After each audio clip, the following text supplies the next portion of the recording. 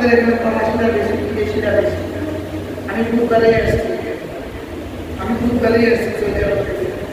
আলহামদুলিল্লাহ আমি দেখছি সিলেটে কি পরিমাণ সৌদি আরবে আছে।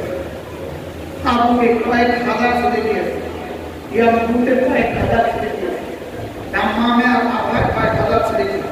আরো মজার বিষয় হলো সিলেটিরাই এক জাতি যারা নিচু কাজ করে না, যারা রাস্তায় কাজ করে না, এটা অধিকাংশ ব্যবসা এবং বড় বড় ব্যবসা সিলেটিরা করে না। আলহামদুলিল্লাহ বিদেশি যারা থাকে তাদেরকে যদি 50 বছর বেশি বয়স, একটানা 30 বছর বিদেশে, আগে তো জিজ্ঞেস করে ভাইয়া দেশের কবে যাবেন? তিনি কি বলেন জানেন? ভাইয়া একটা ছেলে আছে, ওর বয়স 18, ওরা 3 বছর পরে ভিসা লাগবে। একটা জিনিস ভিসা লাগে না, 3টা বছর অপেক্ষা করতেছে, নিজে কিছু টাকা পয়সা জমা করতেছে, আর ছেলেটাকে বিদেশে নিয়ে যাবে। নিজের টাকাগুলো নিয়ে দেশে যাবে আর ছেলেটাকে বিদেশে যাবে। নিজের টাকাগুলো নিয়ে ছেলে খাবো আর ছেলে কিছু পাঠাবে, কোনোটা দিয়ে বাকি থেকে চলবে, ঠিক না?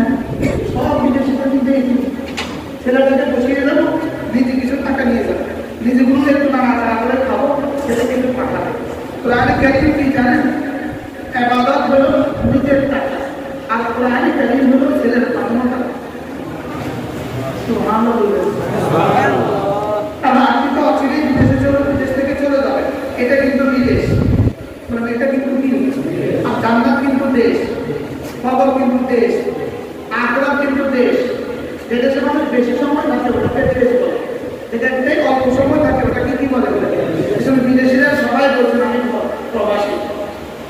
প্রবাসী এটা বিশুদ্ধ শব্দ, আসলে পরবাসী বলে, আসলে কি পরবাসী।